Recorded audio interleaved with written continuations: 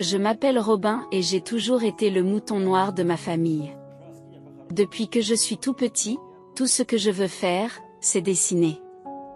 Je passais des heures à créer des personnages dans mon carnet de croquis, des super-héros, des animaux, des créatures magiques, et j'en passe point après le lycée, alors que tout le monde partait à l'université, j'ai fait ce que ma famille a appelé la plus grosse erreur de ma vie. Au lieu d'aller à l'université, je me suis inscrit à des cours de modélisation 3D. Je me souviens encore de la tête de ma mère quand je le lui ai dit. Elle est restée là, dans notre cuisine, un torchon à la main, à me regarder comme si j'avais perdu la tête. Comment ça, tu ne vas pas aller à l'université? A-t-elle demandé, en haussant le ton. Ta sœur Jessica est allée à l'université. Elle a une vraie carrière maintenant. Oui, Jessica. Ma sœur aînée parfaite, qui a fait tout ce qu'il fallait selon nos parents. Diplôme universitaire, emploi de bureau, mariage avec Tom. Juste après l'obtention du diplôme. Tout ce qu'il faut. J'ai essayé de leur expliquer ce qu'était YouTube, comment les animateurs pouvaient gagner leur vie en créant du contenu. J'étais devenue assez douée avec ma tablette et mon logiciel d'animation, et je pensais vraiment pouvoir y arriver. YouTube? C'est moqué mon père un soir, pendant le dîner. Ce n'est pas un vrai travail, Robin. À ce rythme, tu vas vivre avec nous pour toujours. Le pire, c'est qu'au début, ils avaient en quelque sorte raison. Mes premières animations étaient à peine vues. Je gagnais de l'argent de poche, si ce n'est plus. Chaque fois que Jessica et Tom venaient pour le dîner du dimanche, elle s'assurait d'en parler. Oh mon Dieu, Robin, a-t-elle dit un soir, en faisant défiler son téléphone avec un sourire en coin. Tu as vu les commentaires sur ta dernière vidéo? Ces gens sont sauvages. Tom s'est penché pour regarder son écran. Eh bien, ils sont vraiment en train de la déchirer. Peut-être que l'animation n'est pas ton truc, Robin. J'ai vu à quel point ils aimaient ça, le petit sourire en coin de Jessica, la façon dont elle attirait le regard de maman et dont elle partageait un regard complice. Même papa secouait la tête et marmonnait quelque chose à propos du temps perdu sur les dessins animés. Quand vas-tu trouver un travail normal? Demandait maman au moins une fois par semaine. Tu ne peux pas vivre éternellement dans ton petit monde imaginaire. Mais il faut savoir que je suis têtue. Au lieu d'abandonner, je me suis lancée dans l'amélioration. J'ai étudié les chaînes à succès, analysé ce qui fonctionnait et ce qui ne fonctionnait pas. J'ai complètement revu mon style d'animation, j'ai rendu mes personnages plus dynamiques et j'ai amélioré la narration. Le changement ne s'est pas fait du jour au lendemain. Mais lentement, régulièrement, les choses ont commencé à s'améliorer. 10 abonnés sont devenus 100. Une centaine est devenue 1 millier. Chaque fois que j'atteignais une étape importante, Jessica roulait des yeux et changeait de sujet pour parler de sa dernière promotion ou d'autre chose. 3 ans ont passé comme une animation en accéléré. Ma chaîne s'était développée au-delà de tout ce que j'aurais pu imaginer lorsque j'ai commencé. L'argent coulait à flot, contrats de sponsoring, marchandises, contrats d'animation. Chaque mois, mon compte en banque grossissait, mais je n'en parlais pas. Je laissais croire que je me débattais encore. J'ai décidé de lâcher la bombe pendant l'un de nos dîners familiaux habituels. Jessica et Tom étaient là, comme d'habitude. Maman avait préparé ses fameuses lasagnes et tout le monde mangeait en discutant de la dernière promotion de Jessica. J'ai une annonce à faire. Ai-je dit en posant ma fourchette. Je déménage la semaine prochaine. J'ai loué un appartement. Le silence qui a suivi était magnifique. Jessica s'est un peu étouffée avec son vin. Elle a bafouillé en échangeant un regard avec Tom. Où as-tu trouvé de l'argent pour un appartement?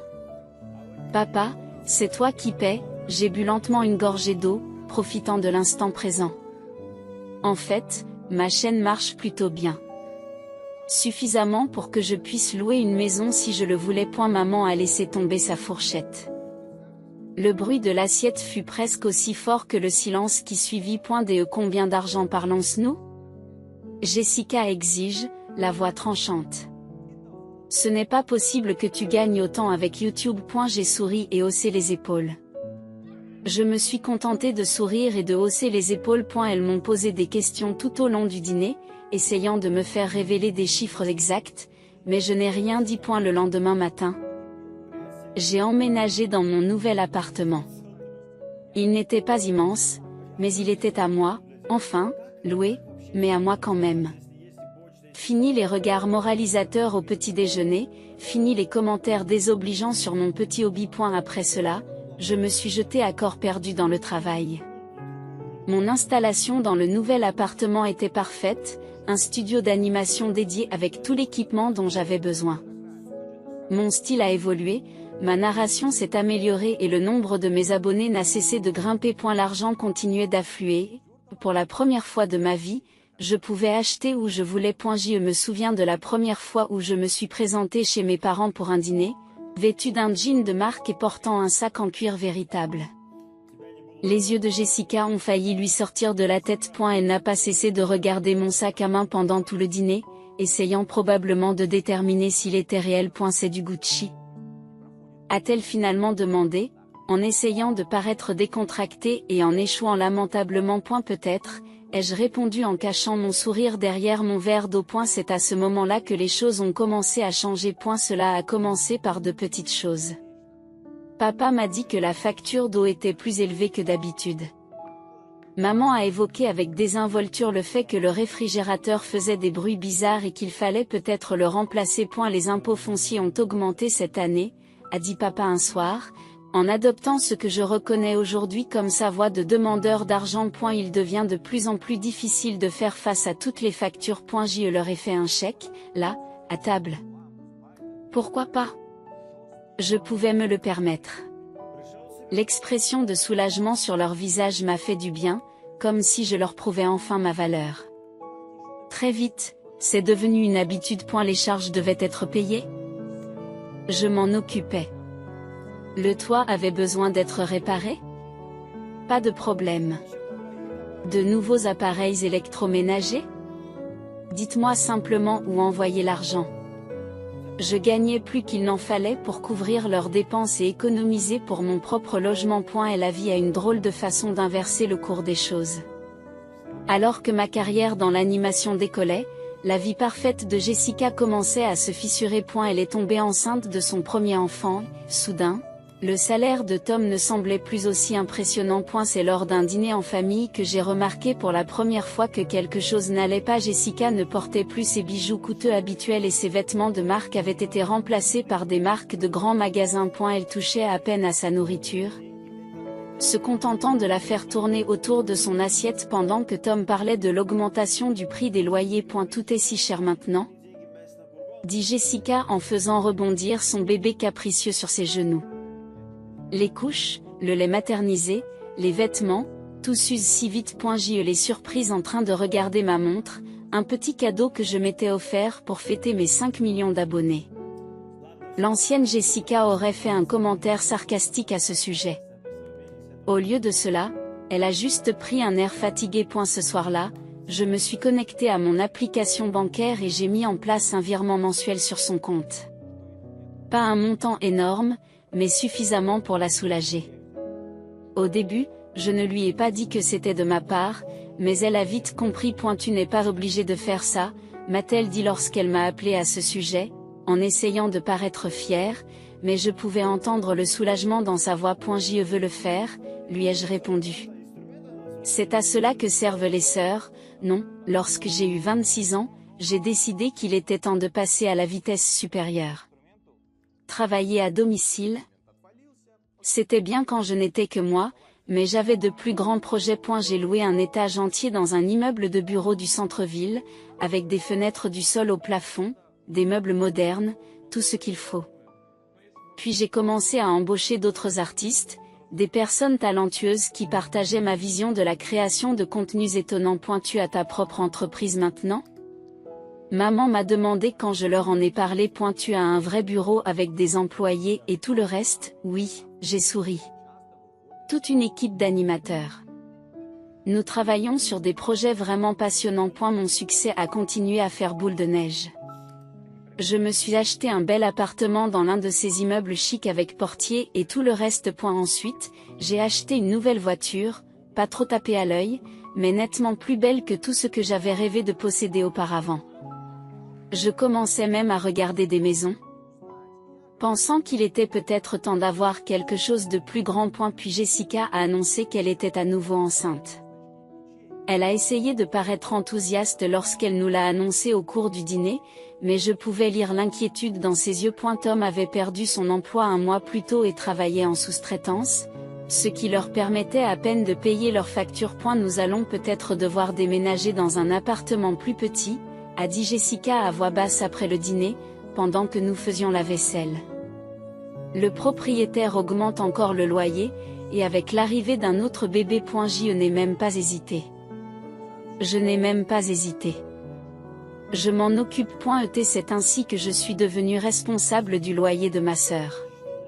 Cette même sœur qui se moquait de mes petites bandes dessinées vivait maintenant dans un appartement payé par ces mêmes bandes dessinées. Après cela, elle a cessé de faire des commentaires désobligeants sur mes choix de carrière. C'est incroyable comme l'argent peut changer les perspectives des gens. Nos dîners de famille du samedi étaient redevenus réguliers.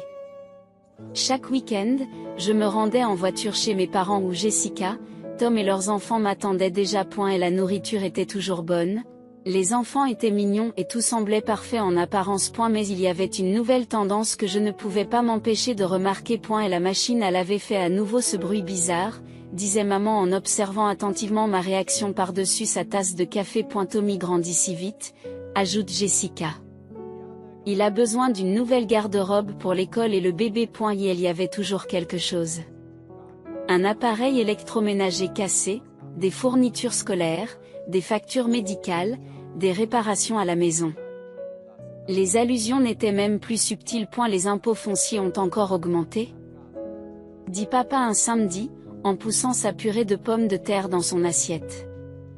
Et le toit a vraiment besoin d'être réparé avant l'hiver. J'ai toujours dit oui. Pourquoi ne le ferais-je pas? Mon dernier contrat de merchandising pouvait à lui seul couvrir leurs dépenses pendant un an.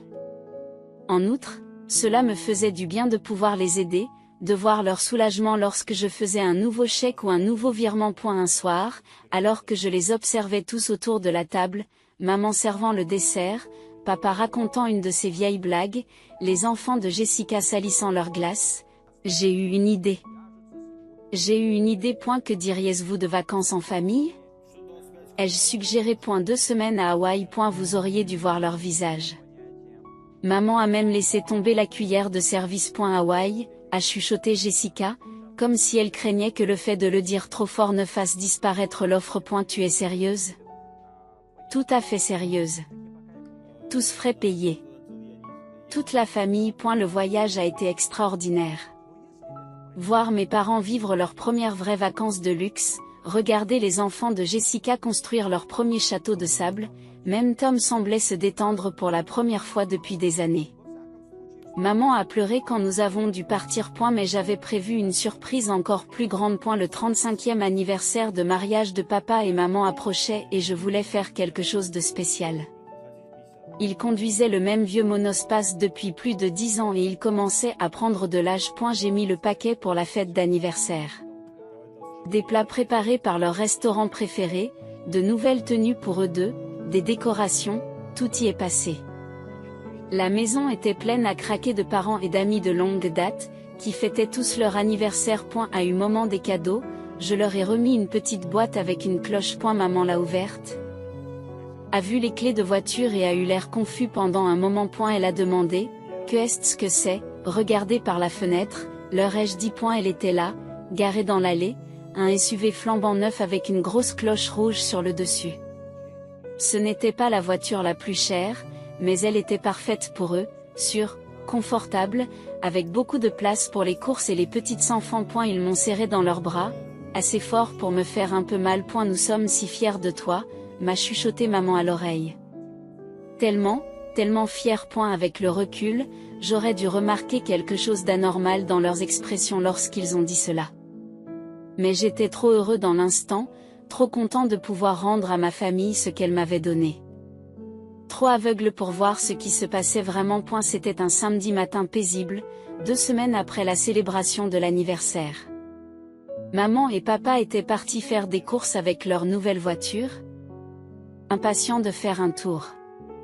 Je suis restée à la maison, désireuse de passer un peu de temps au calme dans la maison de mon enfance. Je suis entrée dans le bureau de papa, où j'avais l'habitude de passer des heures à faire mes devoirs sur son grand bureau en chêne. Maman avait parlé de ranger toutes les vieilles photos de famille et les documents qui s'entassaient dans un coin, et je me suis dit que j'allais l'aider pendant que j'avais du temps libre.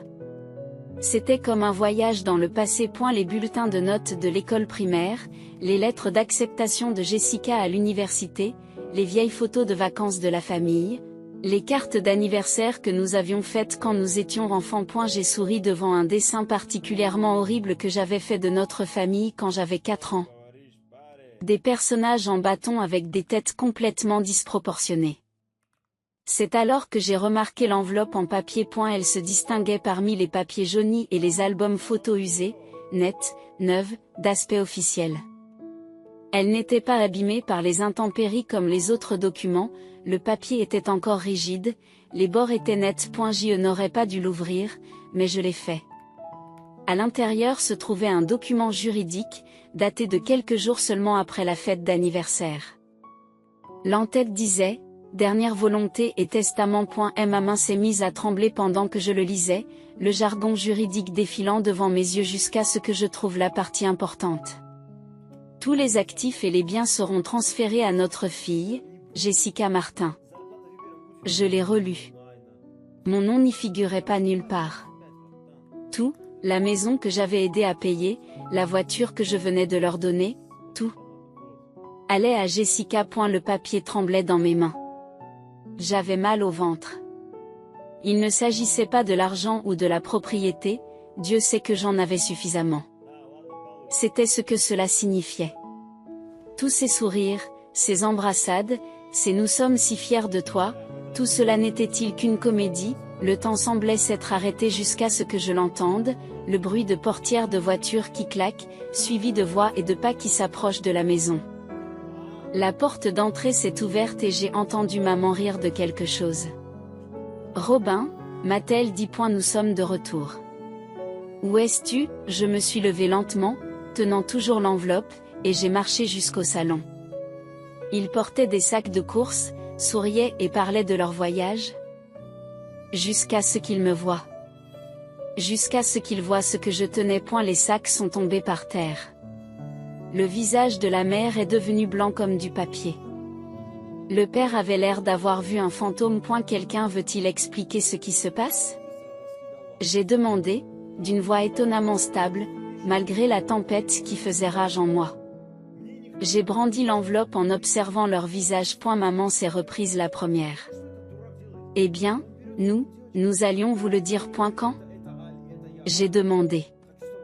Avant ou après que tu aies tout cédé à Jessica, papa s'est avancé, essayant de jouer les pacificateurs.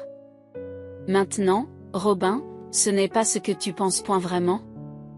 Je l'ai interrompu. Parce qu'il me semble que c'est assez clair. C'est à ce moment-là que le comportement de maman a changé. Son visage s'est durci et elle est passée à l'attaque. « Comment osais-tu fouiller dans nos papiers privés » a-t-elle crié. Sa voix s'élevant jusqu'à ce ton strident que je me rappelais des gronderies de mon enfance. Pour qui te prends-tu, à fouiller dans le bureau de ton père? J'ai laissé échapper un rire qui sonnait creux, même à mes propres oreilles. Des papiers privés? Dans la maison que je paie? La maison dont je paie les charges tous les mois. Ces papiers privés, papa s'est raclé la gorge. Robin, sois raisonnable. Tu as déjà réussi. Tu as ton propre argent, ton propre appartement. Jessica en a plus besoin que Théo. Je les regardais fixement, incapable de croire ce que j'entendais. Ce n'est pas la question, papa. Si tu voulais tout laisser à Jessica, d'accord. Mais tu aurais pu m'en parler. Au lieu de cela, tu as agi derrière mon dos, juste après que je t'ai donné une voiture, juste après m'avoir dit à quel point tu étais fier de moi. Nous n'avons pas à nous expliquer, éclate maman. Nous sommes tes parents. Nous pouvons faire ce que nous voulons avec nos biens. Votre propriété? Je répète. La propriété que j'ai entretenue? Les factures que j'ai payées?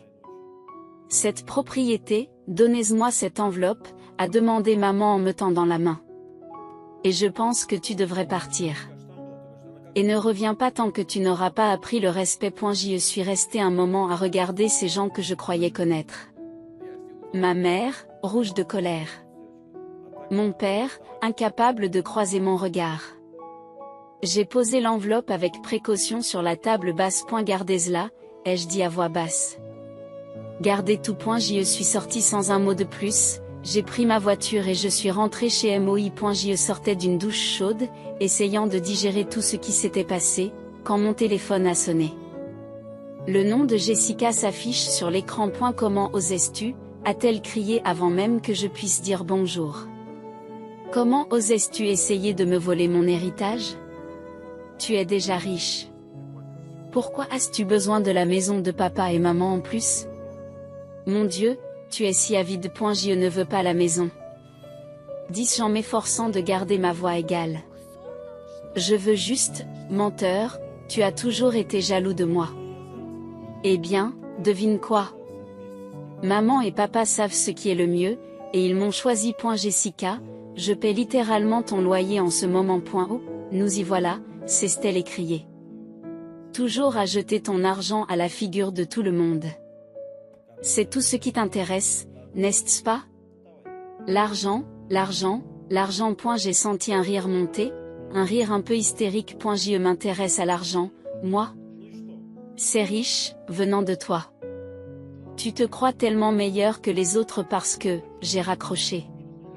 J'ai appuyé sur le bouton rouge en plein délire et j'ai jeté mon téléphone sur le canapé. Je me suis ensuite dirigé vers la fenêtre et j'ai regardé les lumières de la ville, laissant le calme de mon appartement m'envahir. Mes mains tremblaient, mais je me suis forcé à respirer profondément. Inspirer, expirer. Inspirer, expirer. Après cette journée, je me suis jeté à corps perdu dans le travail. Mon équipe a été formidable, elle ne m'a pas posé de questions sur mon humeur, elle m'a simplement aidé à canaliser tout ce que j'avais sur notre nouveau projet. Nous étions en train de créer quelque chose de spécial, une série qui allait pousser nos compétences d'animation à la limite. Vendredi après-midi, mon téléphone s'est allumé avec le nom de ma mère. Robin. Sa voix était plus douce que lors de notre dernière rencontre. Il faut qu'on ait un dîner en famille demain. Une conversation sérieuse. Quand je me suis garé devant la maison samedi soir, j'ai vu la voiture de Jessica déjà garée dans l'allée. C'était super. Toute la bande était bien là, maman, papa, Jessica et Tom, tous assis autour de la table de la salle à manger comme une sorte de tribunal familial. Maman avait préparé un rôti, mon plat préféré. L'odeur emplissait la maison, mais personne ne mangeait. Ils m'ont tous regardé prendre place. Dans un silence pesant et inconfortable. Papa s'est raclé la gorge. Robin, nous avons pris une décision. J'ai attendu, regardant leurs visages l'un après l'autre. Jessica n'a pas pu cacher son sourire en coin. Nous transférons la maison au nom de Jessica, annonce maman. Tout de suite. Nous avons déjà parlé à notre avocat. Avant que je puisse répondre, Jessica s'est penchée en avant, avec une expression maladivement douce. Juste pour être sûr que tu ne pourras pas contester le testament plus tard, tu comprends. Nous devons protéger les intérêts de notre famille. Protéger les intérêts de notre famille, ai-je répété lentement, les mots ayant un goût amer dans ma bouche. J'ai regardé à nouveau autour de la table, j'ai vraiment regardé. J'ai regardé maman, qui avait pleuré de joie quand je leur avais donné la voiture. Mon père, qui m'avait serré dans ses bras et m'avait dit qu'il était fier de moi. Jessica, qui vivait dans un appartement que j'avais payé. De Tom, qui n'avait pas pu subvenir aux besoins de sa famille et qui m'avait laissé prendre le relais. Et soudain, tout est devenu clair comme de l'eau de roche. Tu sais ce que je viens de réaliser? J'ai repoussé ma chaise et je me suis levée. J'ai été une vraie idiote. Pendant tout ce temps, j'ai cru que j'aidais ma famille. Mais je n'aidais pas ma famille, j'alimentais un distributeur automatique de billets. De quoi tu parles, demande maman. Je parle de la façon dont vous me voyez tous. Pas comme une fille, pas comme une sœur, juste comme une source d'argent pratique.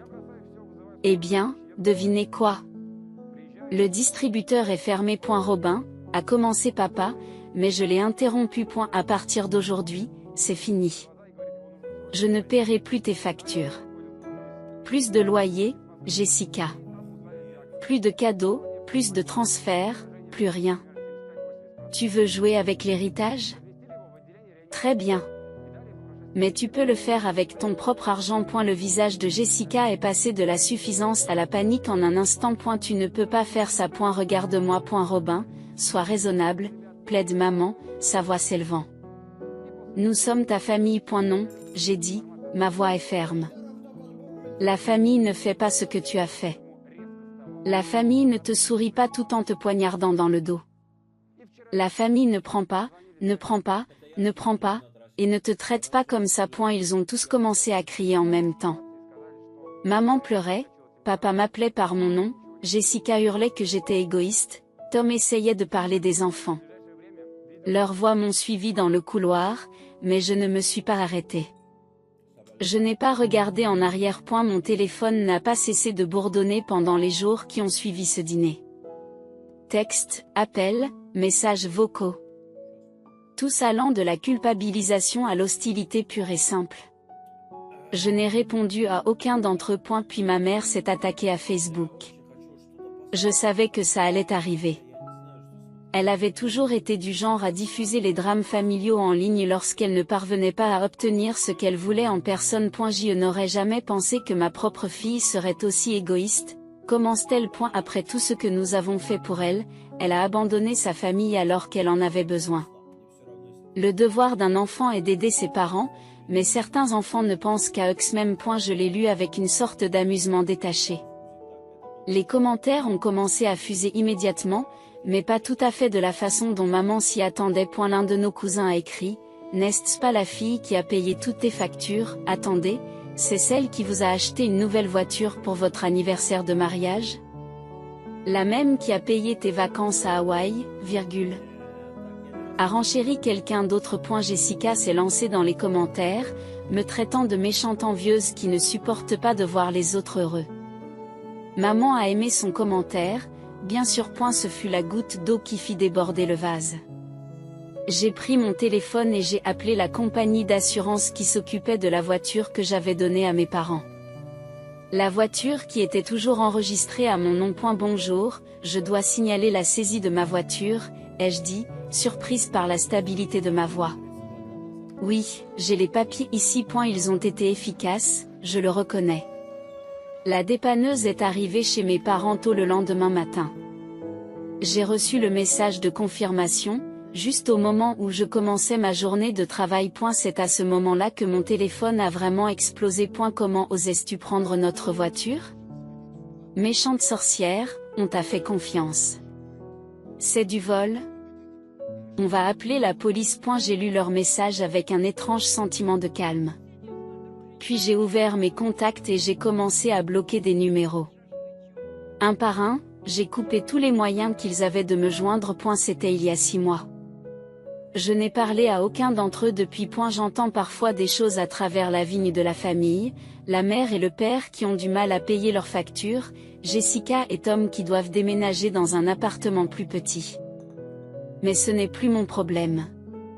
Au lieu de cela, je me concentre sur moi-même. Chaque centime que je dépensais pour eux est désormais consacré à l'achat de la maison de mes rêves.